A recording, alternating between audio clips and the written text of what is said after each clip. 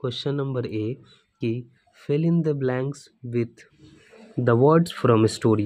The Tipti was dash animal, which means she was active at night. The nocturnal. ठीक है. Second, she would use Brog dash as hiding place from stranger. तो tail.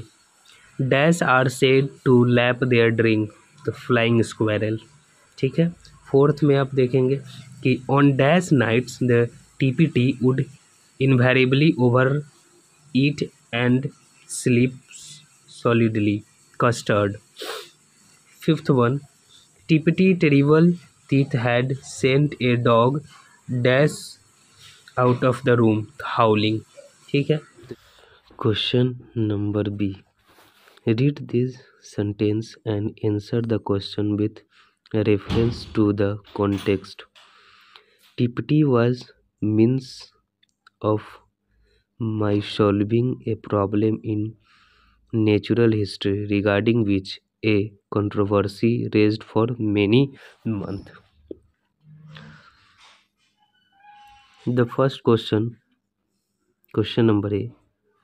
What was the mystery? The mystery that the author wanted to solve was whether it was the Himalayan nutcracker that was poking holes in the walnuts found in the Himalaya.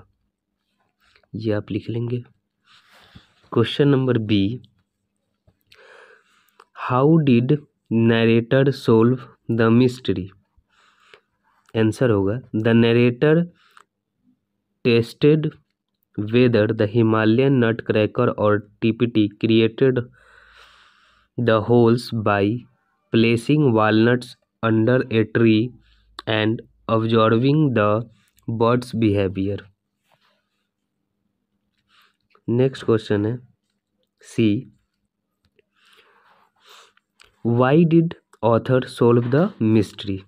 मतलब author ने mystery क्यों solve किया या करना चाहता था. The author wanted to solve the mystery because a controversy regarding it had been raging on for many months.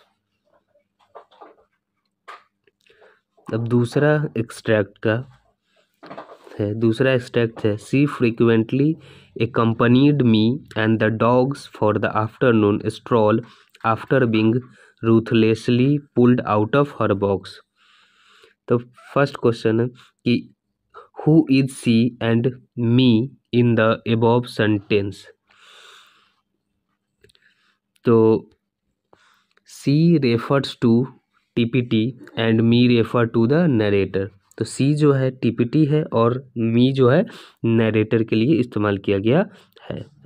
मतलब extract 2 का बी का आंसर है कि बॉक्स में रूथलेसली क्यों निकला था वो. तो Tiptee was pulled out of her box because she accompanied the narrator and dog for the afternoon stroll. तो टीपीटी जो है बाहर निकली अपने बॉक्स से ताकि वो नरेटर और कुत्ते के साथ वो दोपहर में साथ दे सके, कंपनी दे सके. C number.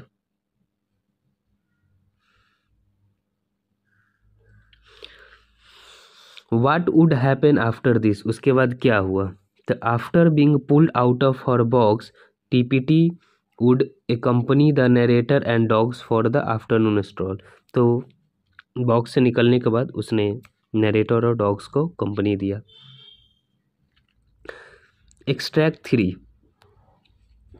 TPT had assortment of calls. Her growls was most alarming and would have done credit to an animal 10 times her size. तो कह रहा है कि पहला ए नंबर क्वेश्चन कि who is the speaker of this sentence.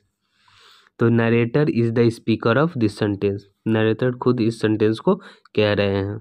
अगला है what is assortment of calls. तो assortments of calls refer to the various sound और vocalisation made by the Tiptee. तो टिप्टी जो है विभिन्न तरह की आवाज़ निकालते थे, उसी को कहा गया है assortment of calls. C number है कि what does the phrase credit to an animal 10 time her size means. तो फ्रेज है credit to an animal 10 time her size का मतलब क्या है? तो phrase credit to an animal 10 time her size means that TPT growls sounded as impressive as much larger than animal। मतलब जो उसका आवाज़ था उस उससे 10 गुना बड़े एनिमल के जैसे भी इम्प्रेसिव था। अब question number C, question answer देखेंगे।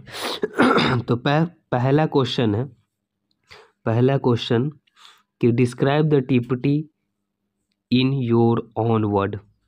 तो उसका आंसर होगा कि TPT was large red flying squirrel known for her fascinating appearance with a chestnut red coat and a bushy tail.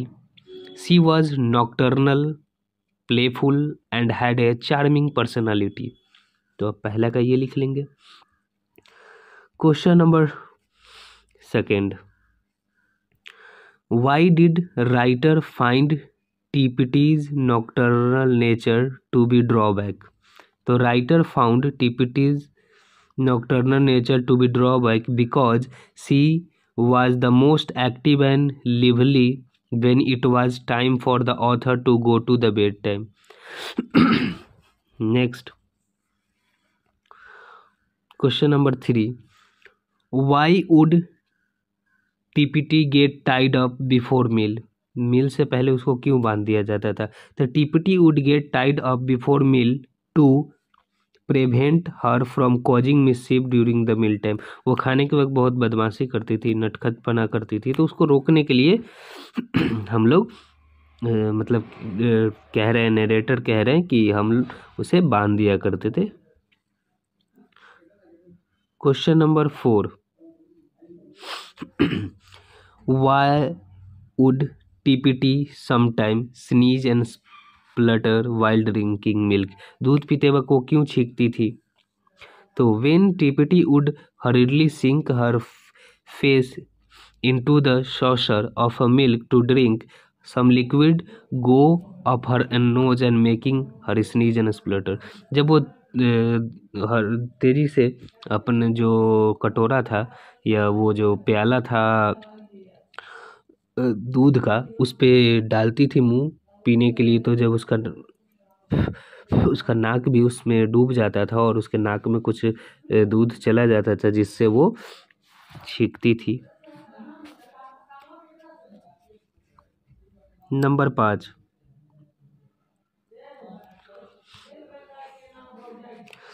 Y was it in the writer's interest to provide Tiptee with a good dinner?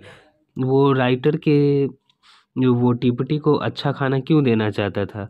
तो it was the writer's interest to provide TPT with a good dinner because then she slept soundly which ensure that the narrator slept through the night as well without being woken up by her.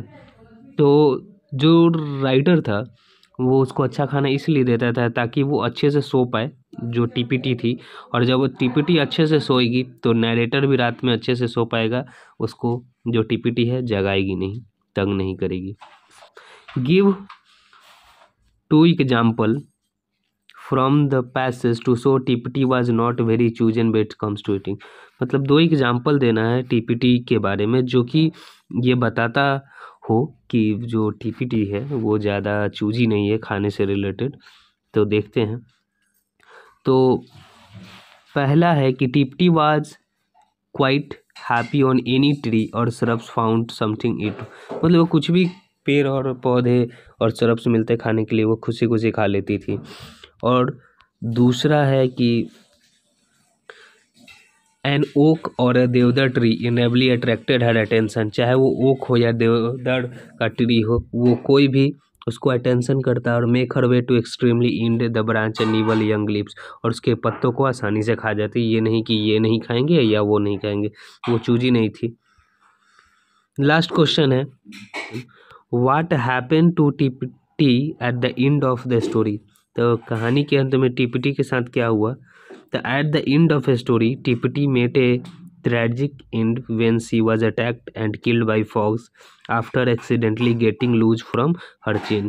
तो TPT के साथ घटना घटता है कि उसका चैन जो है टूट जाता है और वो बाहर बरामदे में भाग जाती है, और जिसके बाद उस पर एक फॉक्स जो है अटैक कर देता है और वो मर जाती है। तो आज हमने चैप्टर 2 का क्वेश्चन आंसर किया है। फिर जो नेक्स्ट अगला पोएम है वो भी जल्द वीडियो करेंगे। तब तक के लिए धन्यवाद। लाइक और शेयर करना ना भूलें।